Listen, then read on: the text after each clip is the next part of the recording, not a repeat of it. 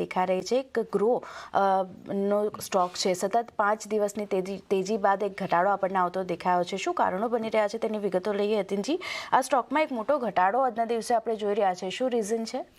તો ક્લિયરલી થોડા દિવસોથી આપણે જોઈ રહ્યા છે લિસ્ટિંગ બાદ કાઉન્ટરમાં લગભગ 70-80% વળતર છે. આઈપીઓ પ્રાઇસથી લગભગ 90% વળતર છે.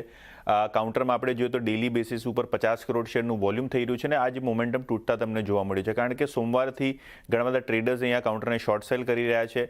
મંગળવારે 30 લાખ શેર્સનું ઓપ્શન બી હતું, પણ આવનારા દિવસોમાં કંપનીના રિઝલ્ટ્સ આવવાના છે. 21 નવેમ્બર એટલે શુક્રવારે કંપનીના રિઝલ્ટ્સ આવશે Q2ના, અને તેમજ ડિસેમ્બરના બીજા અઠવાડિયામાં જે એન્કર ઇન્વેસ્ટર્સ છે તેમનું લોકઇન પણ ખુલશે, એટલે ત્યાં પ્રેશર પોઈન્ટ બની શકે છે.